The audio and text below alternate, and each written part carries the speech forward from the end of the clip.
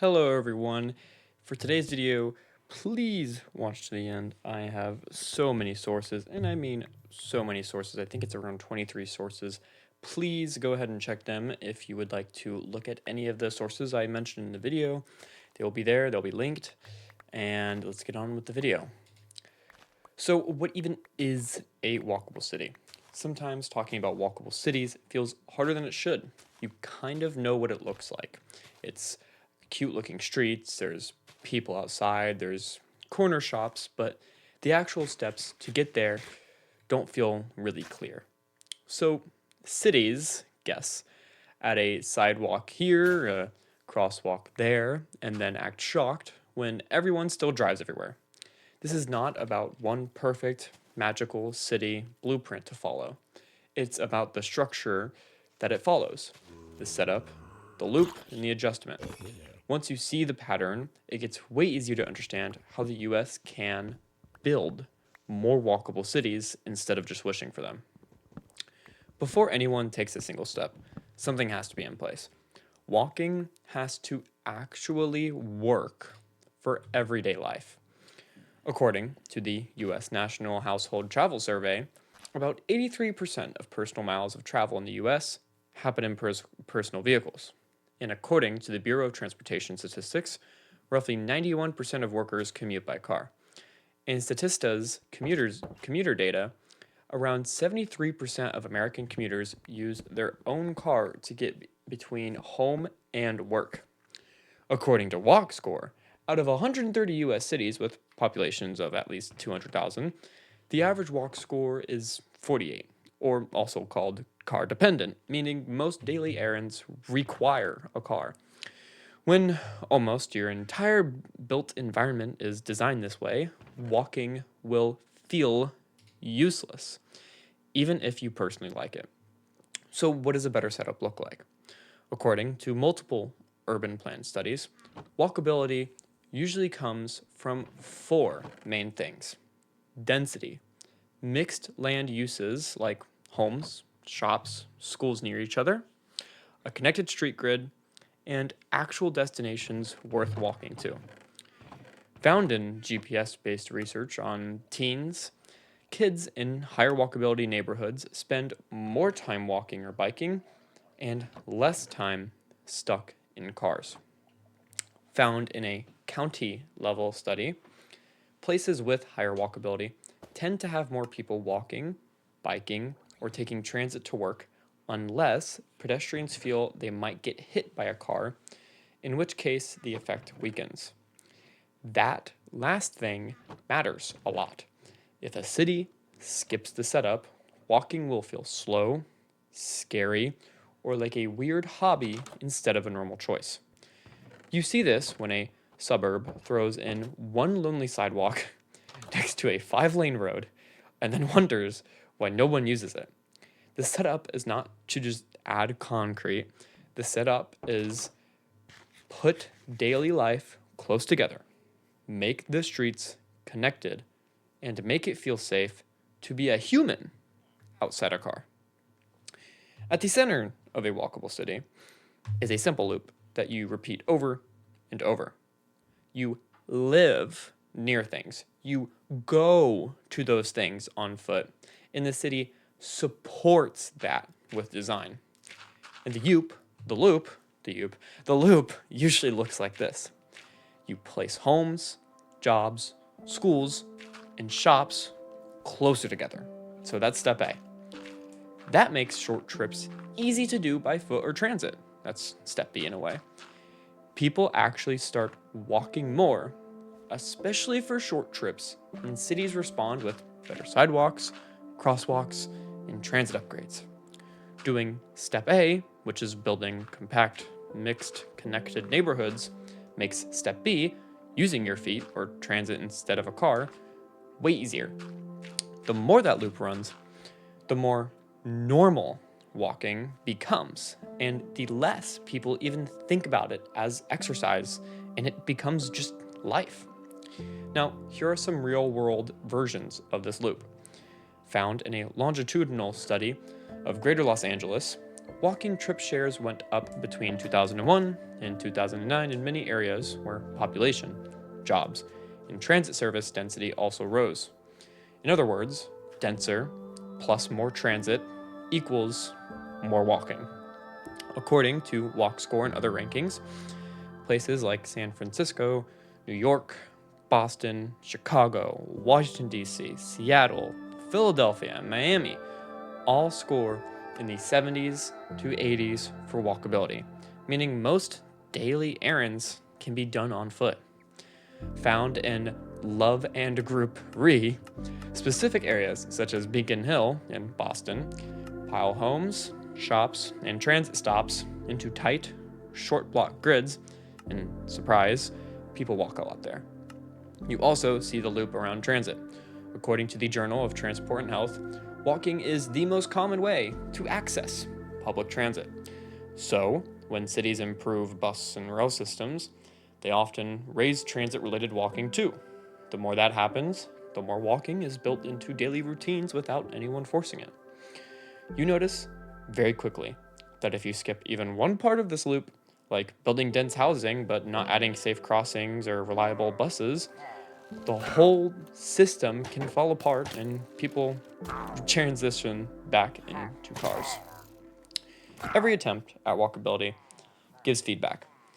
Sometimes that feedback is as simple as this street feels great.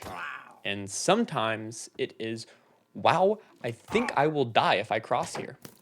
The important thing is not to pretend everything is perfect or to give up and say, I guess Americans just love driving. The key is to adjust the system. Here are the main adjustments cities have to keep making. First, safety tweaks. According to NHTSA research, pedestrians make up a disproportionately high share of traffic deaths relative to their trip share, especially on fast, wide roads. When a Frontier study looked at a pedestrian danger index, it found that in places where pedestrians are more likely to be hit or killed, the positive effect of walkability on active commuting is partly canceled. So the adjustment here is complete streets, narrower lanes, safer crossing, better lighting, and protected space for people walking and biking. Here's the other tweak: transit gaps. According to ASCE's analysis, nearly 45% of Americans have no access to public transportation at all. That means you can make a neighborhood cute and compact, but if people cannot get across town without a car, they will still need to drive. The adjustment here is to add frequent, reliable transit, so walking and transit can work together. Now, for one of the other ones, zoning reform.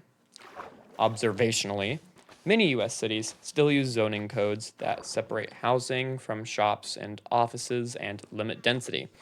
That tends to stretch distances out and make car use feel mandatory. The adjustment is to allow more mixed use and gentle density so walking is physically possible. You can tell a city is taking walkability seriously when it stops treating these as one-off projects and starts using them as a continuous feedback loop. Did crashes go down after this redesign? Did more people walk to the bus after we added shelters and sidewalks? Did adding apartments over shops actually change travel patterns? Each answer becomes the next adjustment. Now, this whole setup, loop, adjustment thing only works if there's a reason to care, and there are a few big ones. First, your health. According to the CDC, regular physical activity is one of the most important things you can do for your health, and adults are recommended to get at least 150 minutes of moderate intensity activity per week. According to the same guidance, brisk walking counts as that moderate activity, and you can break it up into small chunks, like 30 minutes a day and 5 days a week. According to Mayo Clinic, regular walking helps with, are you ready for this? Healthy weight. And it can lower the risk of heart disease, stroke, high blood pressure, and type 2 diabetes, as well as much, much more. I actually recommend going and looking at the source I cited. There's so much it helps with. Back to the video. According to a CDC report on 2024 data, only about 47% of US adults are actually meeting aerobic activity guidelines, which means over half are not. Walkable cities basically sneak that activity into things you were going to do anyways. Going to work, grabbing dinner, meeting a friend, instead of asking you to bolt extra workout time onto your life. Second, access and cost. According to a BTS analysis, US families spend a large chunk of their budgets on transportation, and car ownership is a big part of that burden, especially for low-income households. Walkable, transit-served neighborhoods can reduce the need for multiple cars per household, which tends to free up money for other things. Observationally, they also give teenagers, older adults, and people who cannot drive more independence because they do not have to rely on a ride for every single outing. Third, demand. According to one national study on Science Direct for travel habits, about 18% of urban and suburban residents expressed strong interest in living car-free, and many more are open to driving less if they have safe, convenient options. According to Quantum Run, roughly 78% of millennials say walkability is a priority when choosing where to live. According to a YouGov survey, Americans actually rate walking positively overall, even over driving by a slight amount. So the barrier is not that Americans hate walking. The barrier is that most Americans live in places where walking just doesn't work. And if you think walkable cities are only a European thing, the US has proof to say otherwise. According to WalkScore, New York City, San Francisco, Boston, Chicago, Philadelphia, Seattle, Washington, D.C., and Miami all rank among the most walkable big US cities with overall walk scores in the high 70s to mid 80s in some rankings. According to WalkScore's 2025 list, San Francisco even holds a walk score around 89, making it one of the most walkable large cities in North America. Found in American Community Survey reports, smaller, college-oriented cities like Ithaca in New York and Athens in Ohio have pedestrian commute shares above 30%, meaning more than a third of commuters walk to work in those places. These are not theoretical case studies. They are real US places with real people living mostly non-car daily lives in specific neighborhoods. Do they still have cars? Yes. Are they perfect? No. But they show that US culture does not magically erase walkability. Design choices do. Now, could the US adopt more walkable cities? Yes. Is it as simple as add some sidewalks and bike lanes? No. According to IQC, many Americans' cities were rebuilt in the 20th century around highways, parking, and public facilities, and those patterns are still baked into today's roads and codes. According to NBC, highway expansion and car-friendly design keep reinforcing car dependence, making it harder to reach jobs, school, and groceries without driving. According to the CDC, pedestrians carry an outsized risk of fatal injury per trip, which makes walking feel risky if streets are not calmed or redesigned. So, if a city says, we want to be walkable, but then keeps widening roads, keeps building low-density subdivisions far from jobs, and keeps zoning shops and homes miles apart, then no amount of motivational posters about active living will move the needle. The system is working exactly as designed to favor cars.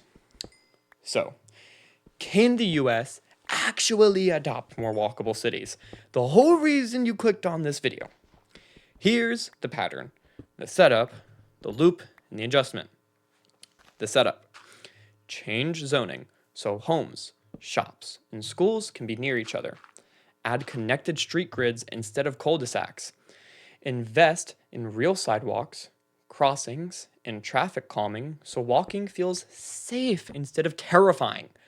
Loop. Support transit so walking in buses or trains reinforce each other. According to national studies, walking to transit is already one of the most common ways people get that physical activity. So upgrading transit tends to upgrade walking too. Adjustment. Watch where crashes happen, where people avoid crossing, where sidewalks are empty, and fix those specific pain points. According to research, redesigning intersections and corridors can reduce pedestrian injuries and fatalities when done well. If cities combine that with shifting money from endless highway expansion into transit and local street retrofits, and if they expand transit so that the roughly 45% of Americans who currently have no transit access actually get options, then yes, the US can absolutely support far more walkable cities than it has right now. Next time you think about walkable cities, you can ask yourself the same 3 questions you'd use to build any skill. What is the setup? What is the loop? And where are we ignoring feedback? You do not need a perfect European copy-paste city. You just need to start applying that pattern keyword one, neighborhood at a time. Once you can see that, you are not just learning about walkable cities, you are learning how to spot whether any place is actually built for people or just built for cars pretending that people don't exist. Like we're living in the Cars movie, I guess. All right, well, please like this video. Please share it to your grandmothers. Show it to everyone you know, please. Oh my gosh, even like just go show it to like your dog, even your little brother. Just pop up to him and show up this video. You know how long I spent on this video? This is the longest video I spent on. I think I've actually spent like 10 hours just freaking citing, finding and citing sources. Not even kidding. Do you know how many sources I cited? I think I cited 25. I just now realized I was saying the last things and I was reading it and I was like, wait, I didn't cite those. I forgot to highlight them to cite them, which is great.